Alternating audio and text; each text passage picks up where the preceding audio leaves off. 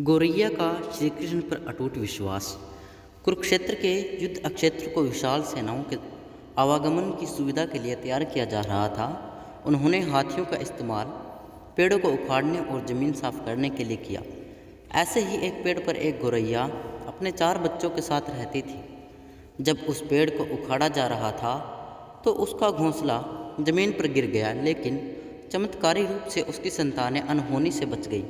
लेकिन वो अभी बहुत छोटे होने के कारण उड़ने में असमर्थ थे। कमज़ोर और भयभीत गौरैया मदद के लिए इधर उधर देखती रही। तभी उसने कृष्ण को अर्जुन के साथ वहां आते देखा। वे युद्ध के मैदान की जांच करने और युद्ध की शुरुआत से पहले जीतने की रणनीति तैयार करने के लिए वहां गए थे। उसने कृष्ण के रथ तक पहुंचने के लिए अपने छोटे पंख फड़फड़ाए और किसी प्रकार श्री कृष्ण के पास पहुंची। हे कृष्ण, कृपया मेरे बच्चों को बचाए, क्योंकि लड़ाई शुरू होने पर कल उन्हें कुचल दिया जाएगा। सर्वव्यापी भगवान बोले, मैं तुम्हारी बात सुन रहा हूँ, लेकिन मैं प्रकृति के कानून में हस्तक्षेप नहीं कर सकता। गौरैया ने कहा, हे भगवान, मैं जानती हूँ कि आप मेरे उद्धार करता है। मैं अपने बच्चों के भाग्य को आपके हाथों में सौंपती हूँ। अब यह आपके ऊपर है कि आप उन्हें मारते हैं या उन्हें बचाते हैं। काल चक्र पर किसी का बस नहीं है। श्री कृष्ण ने एक साधारण व्यक्ति की तरह उससे बात की, जिसका आशा था कि वहाँ ऐसा कुछ भी नहीं था जिसके बारे में वो कुछ भी कर सकते थे। गौरैया ने विश्वास और श्रद्धा के साथ कहा, प्रभु, आप कैसे और क्या करते हैं वो मैं नहीं जानती। आप स्वयं काल के नियता हैं। यह मुझे पता है कि मैं सारी स्थितियों पर स्थिति एवं स्वयं को परिवार सहित आपको समर्पित करती हूँ। भगवान बोले, अपने घोंसले में 3 सप्ताह के लिए भोजन का संग्रह कर। गौरैया और श्री कृष्ण के संवाद से अनभिज्ञ अर्जुन गौरैया को दूर भगाने की कोशिश करते हैं। गौरैया ने अपने पंखों को कुछ मिनटों के लिए फुलाया और फिर अपने घोंसले में वापस चली गई। 2 दिन बाद शंख के उद्घोष से युद्ध शुरू हुआ।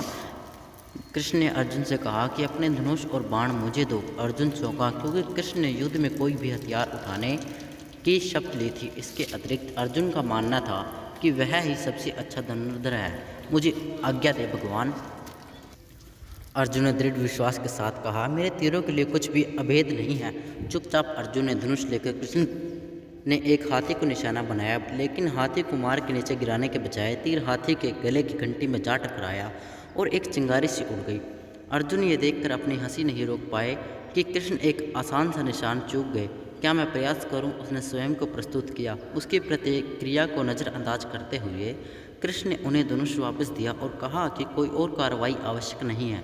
लेकिन केशव, आपने हाथी को क्यों तीर मारा? अर्जुन ने पूछा। क्योंकि इस हाथी ने उस गौरैया के आश्रय, उसके घोंसले को, जो कि एक पेड़ पर था, उसको गिरा दिया था। कौन सी गौरैया? अर्जुन ने पूछा। इसके अतिरिक्त हाथी तो कभी स्वस्थ और जीवित है, केवल घंटी ही टूट कर गिरी है। अर्जुन के सवालों को खारिज करते हुए कृष्ण ने उसे शंख फूंकने का निर्देश दिया। युद्ध शुरू हुआ। अगले 18 दिनों में कई जानें चली गई। अंत में पांडवों की जीत हुई। एक बार फिर कृष्ण अर्जुन को अपने साथ सुदूर क्षेत्र में भ्रमण करने के लिए ले गए।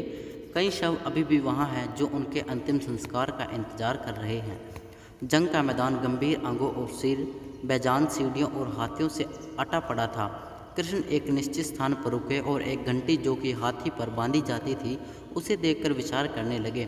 अर्जुन, उन्होंने कहा, क्या आप मेरे लिए यह घंटी उठाएंगे और इसे एक तरफ रख देंगे?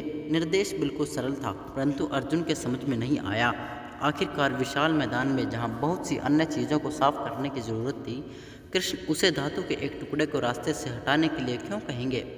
उसने प्रश्नवाचक दृष्टि से उनकी ओर देखा। हाँ, यह घंटी, कृष्ण ने दोहराया।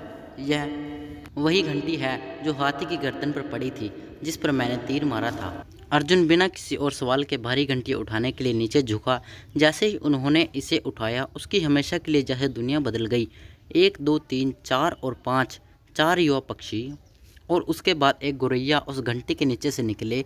बाहर निकल के माँ और छोटे पक्षी कृष्ण के इर्द गिर्द मंडराने लगे एवं बड़े आनंद से उनकी परिक्रमा करने लगे।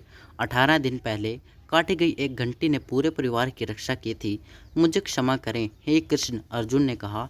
आपको मानव शरीर में देखकर और सामान्य मनुष्यों की तरह व्यवहार करते हुए मैं भूल गया था कि आप वास्तव में कौन हैं।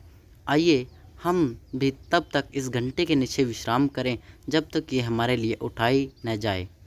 दोस्तों, अगर आपको हमारे चैनल आध्यात्मिक ज्ञान की आध्यात्मिक और पौराणिक कथा अच्छी लगी हो तो कृपया चैनल को सब्सक्राइब जरूर करें और अपने दोस्तों के साथ शेयर करें। वीडियो देखने और सब्सक्राइब करने के लिए धन्यवाद।